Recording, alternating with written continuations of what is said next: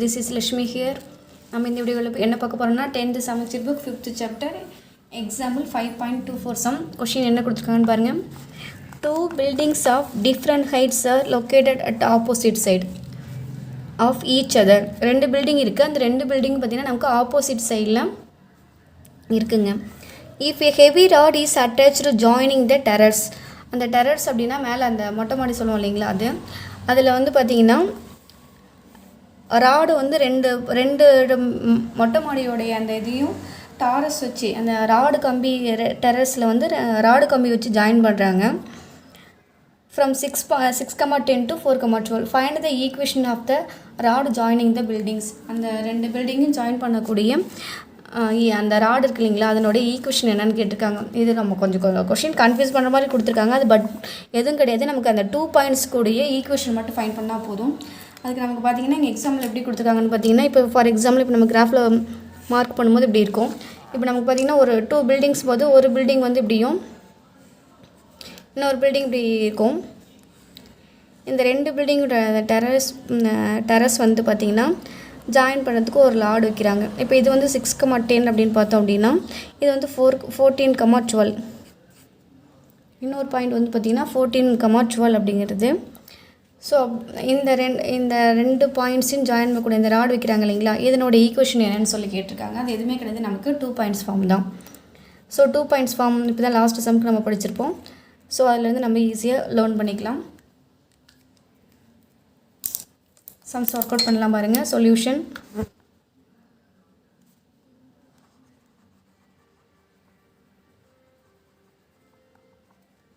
given that அந்த ரெண்டு points வந்து என்ன பார்த்தீங்கன்னா, ஃபஸ்ட் பாயிண்ட் வந்து 6,10, செகண்ட் பாயிண்ட் வந்து 14,12.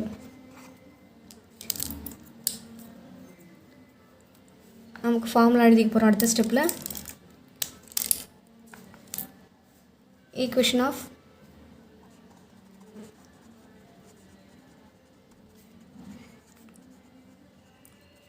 Two points form y minus y1 divided by y2 minus y1 is equal to x minus x1 divided by x2 minus x1. So substitute பண்ணோம் அப்படின்னா அந்த ராடோடைய ஈக்குவேஷன் கிடச்சிரும். அதில் 6,10 அப்படிங்கிறது நமக்கு x1 y1 ஆகவும் 14,12 x2 y2 ஆகவும் எடுத்துக்கிறோம். ஸோ நம்ம என்ன ஃபைண்ட் பண்ணணும்னா equation of rod. Equation of rod. Equation of rod find பண்ண போகிறோம். y minus y1 ஓட value 10 divided by y2 ஓட value 12 minus 10 is equal to x minus x1 ஓட value 6 divided by 14 minus 6. y minus 10 12 10 subtract பண்ணால் 2 கிடைக்கும். x minus 6 14லேருந்து 6 subtract பண்ணால் 8 கிடைக்கும்.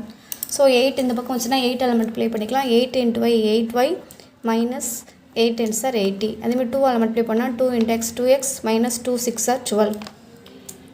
இப்போ பார்த்தீங்கன்னா இப்போ அங்கே வந்து பார்த்திங்கன்னா ப்ளஸ் வேல்யூ இருக்குது. அதனால் நம்ம இந்த வேல்யூஸும் அந்த பக்கம் கொண்டு போய்க்கலாம். அப்போ தான் நமக்கு பாசிட்டிவ் ஈக்குவேஷன் கிடைக்கும். அப்போ 2x minus 12 minus 8y plus 80 is equal to 0. Arrange பண்ணி எழுதுனா என்ன கிடைக்கும் பாருங்கள். 2x minus 8y 80லேருந்து 12 சப்ராக்ட் பண்ணோம் அப்படின்னா நமக்கு என்ன கிடைக்குன்னா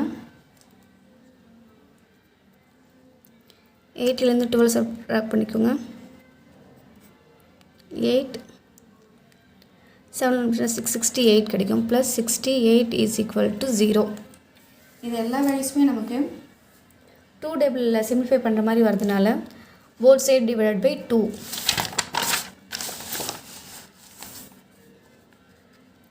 போத் சைட் டிவைடட் பை 2 அப்படின்னு பண்ணிக்கலாம். 2 பண்ணும்போது பார்த்திங்கன்னா எக்ஸோட வேல்யூ நமக்கு 2xன்னு இருக்குது. அதாவது ஈக்குவேஷன் அப்படியே எழுதிக்கிங்க. 2x minus 4y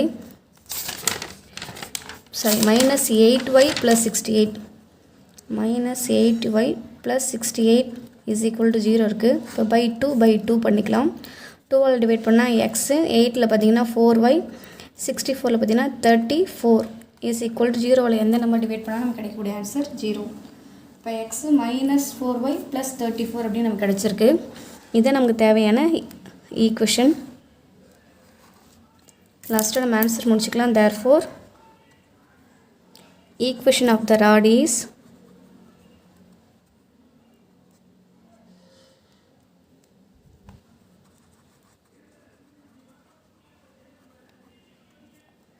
x minus 4y plus 34 is equal to 0.